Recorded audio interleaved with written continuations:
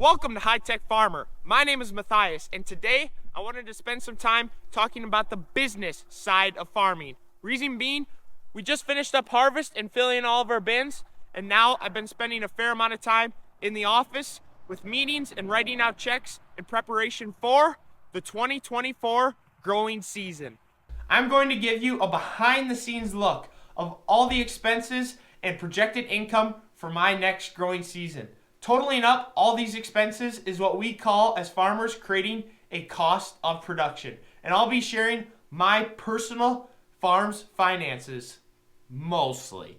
Since at the time I'm making this video, Iowa State and the University of Minnesota are still yet to come out with their expected cost of production estimates for 2024, what I'm going to be doing for the purpose of this video is taking my costs from 2023 and adding or reducing the percentage change I've seen in price and reflecting that into Iowa State's 2023 cost of production estimates for corn and soybeans. Now say for example, in 2023, my seed corn cost was $150 an acre, and looking forward to 2024, it's gonna be $175 per acre.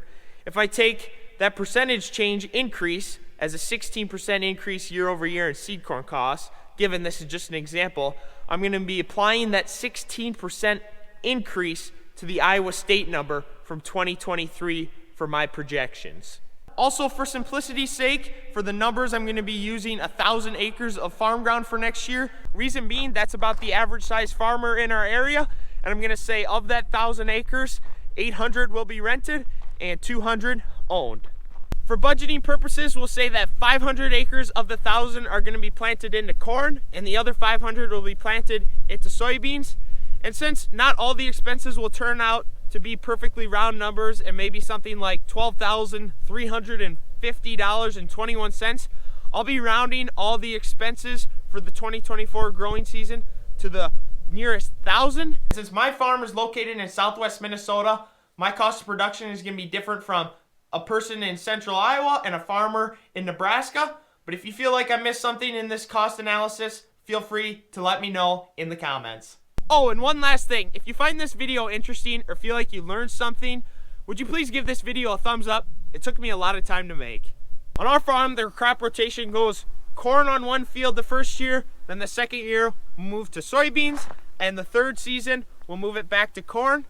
Reason being, we have found it's hard to grow corn on corn on corn because of the corn rootworm beetles in our area. So this way, by transitioning from corn, soybeans, corn, we're able to control the corn rootworm and ultimately raise higher yields. The first thing I spent money on for the 2024 growing season is fertilizer. Those being nitrogen, phosphorus, and potassium, or in farmer talk, N, P, and K. These are the nutrients that help my corn grow nice, tall, and big ears. In total, it cost me $103,000 for N, P, and K for my corn ground, which would be the first thing I add to my cost of production number. As for my 500 acres of soybeans for next year, we do soil testing in the fall on our previous corn ground, which will get moved to soybean ground next year, and we found that our phosphorus and potassium levels, or our P and K, were high enough that we didn't need to put down any more nutrients. So my cost for fertilizer on the soybean ground is $0. The next input cost to my farm is seed corn. Now remember how I was saying I don't like to plant corn on corn on corn? And even though I do rotate between corn and beans, I also like to have traded technology on my corn seed that helps to protect against the corn rootworm beetles. So for my 500 acres of corn next year, the expected cost is going to be $73,000 for seed corn. That's $73,000 of little seed kernels just like this that I can't farm without. After spending that much money on the corn seed, I can't forget about my 500 acres of soybeans. So the total cost for my soybean seeds were $30,000, which seems cheap compared to the amount of money I spent on the corn seed. But in addition to the soybean seed, I also spent $12,000 on seed treatment to help protect the seed against early soil-borne diseases.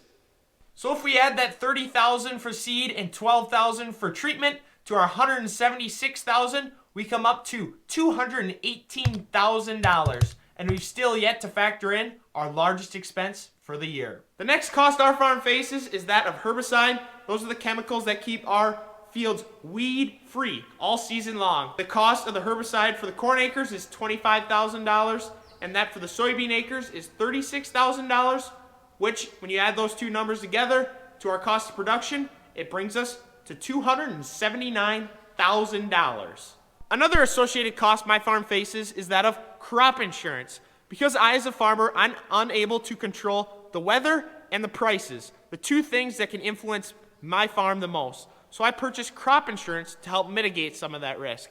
And because the price of crop insurance doesn't come out to the end of February, I'm going to be using Iowa State's number from 2023 in my estimations. Using those numbers, I come up with a total cost on the corn acres of $11,000 and for the soybean acres $7,000. As much as I hate paying insurance premiums, it definitely helps me be able to sleep at night.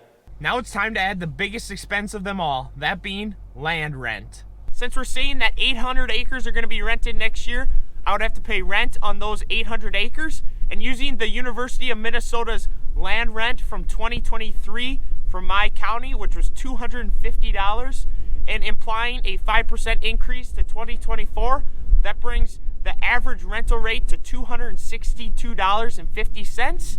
By taking that 262.5 times 800 acres, that brings my total expected land rent cost to $210,000.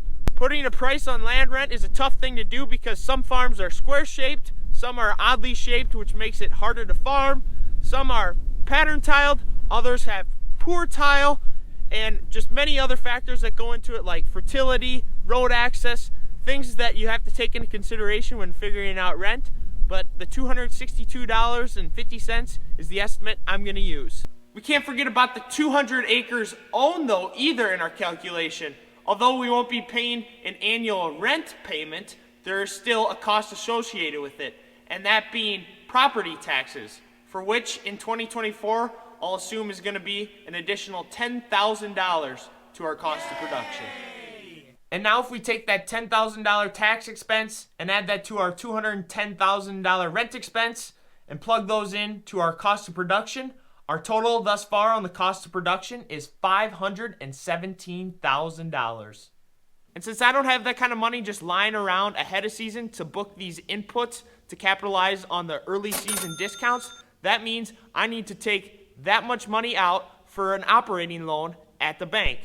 And when I pay the bank back at the end of the year, I'm going to owe them the $517,000 plus interest to use their money.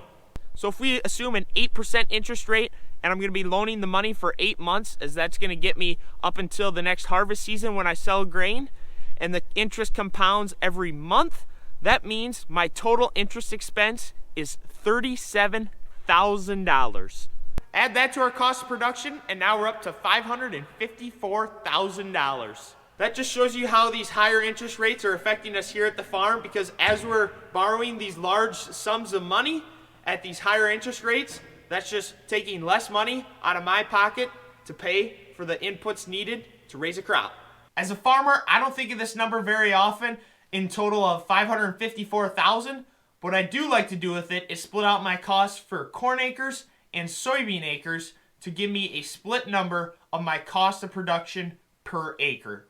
Totaling up all the costs thus far in the video, we're at $340,500 for corn acres, and for the soybean acres, $213,500. And if we take our $340,500 and $213,500 for corn and soybean production, divided by the 500 acres of each crop, we come up with $681 per acre for cost of production for corn and $427 for cost of production on soybeans. But that does not include everyone's favorite expense, that being machinery expenses. The cost of machinery can vary drastically from farm to farm, as some farms like to run new equipment, other farms like to run older equipment, and some run 2 planters and combines, others just have 1 planter and combine. So I'm going to be using the Iowa State custom rates from 2023 in the calculations to add to our cost of production numbers for the crops. On the corn side of things, we're going to have costs associated with cultivating, planting, which also includes GPS, automatic row shutoffs, and variable rate technology. And everyone's favorite job, rock picking, and then spraying, which will actually take this number times 2 because we do a pre-plant application and post-plant application.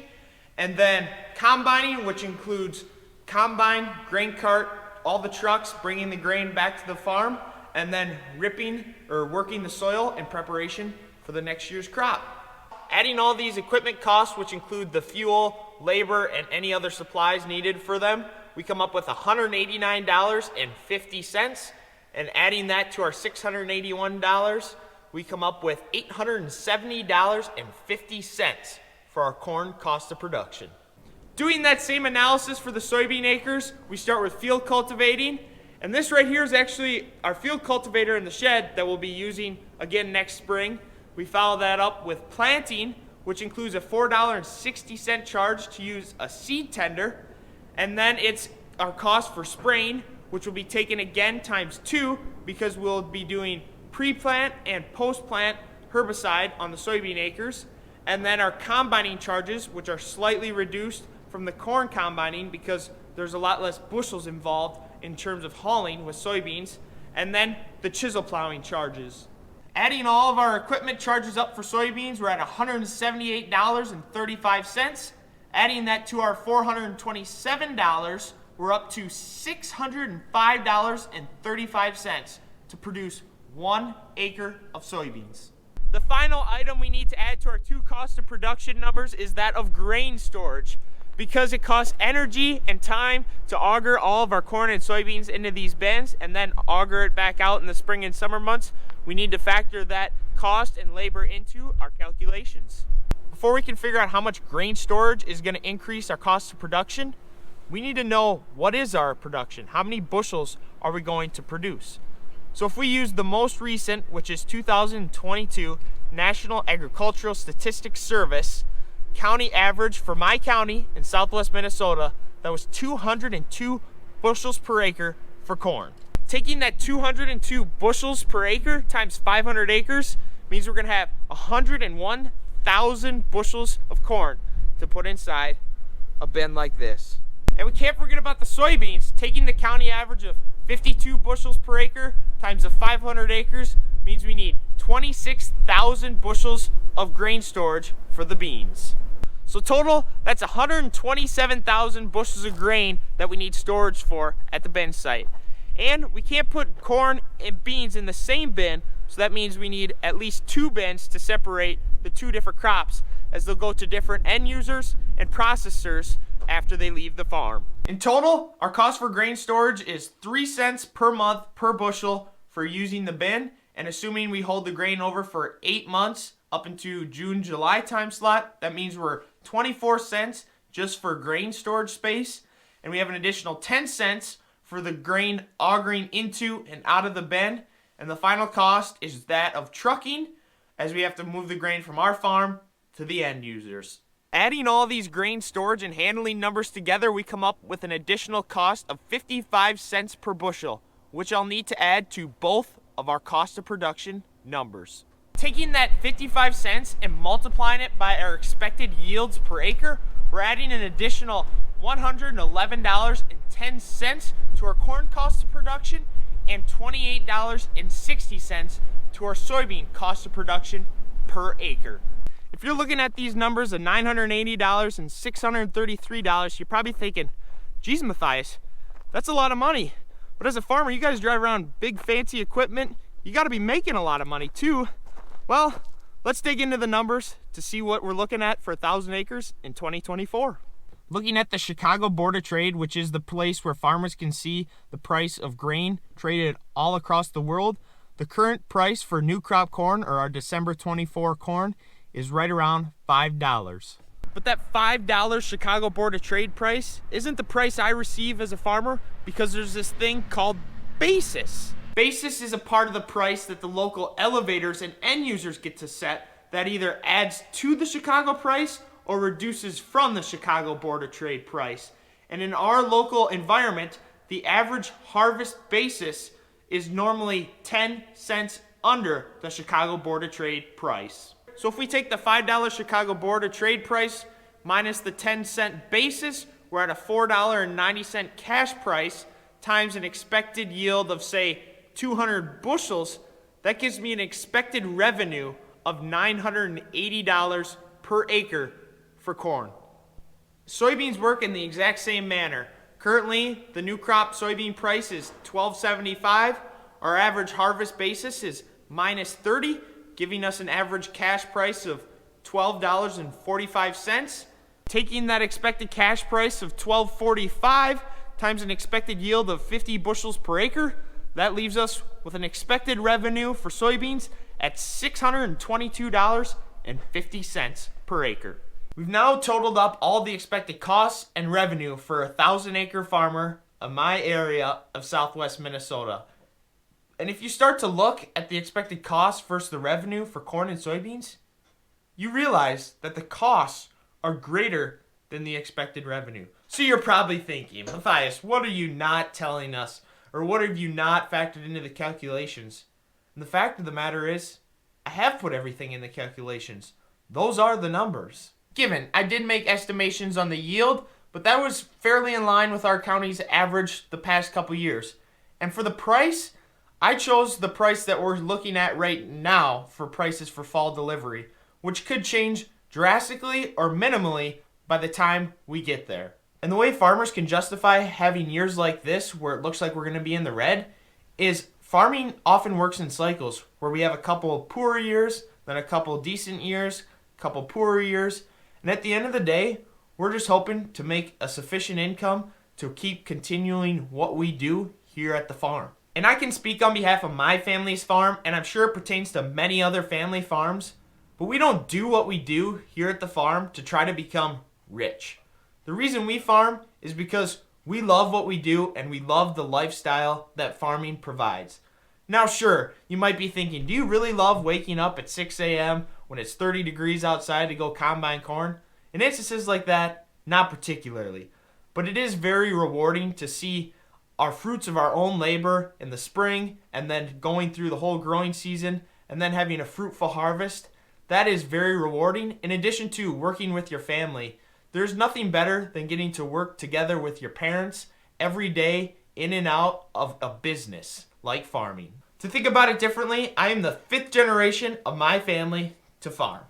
Across these 150 plus years that my family has farmed, do you think this is going to be the first time the farm is looking at not having a profitable income? No.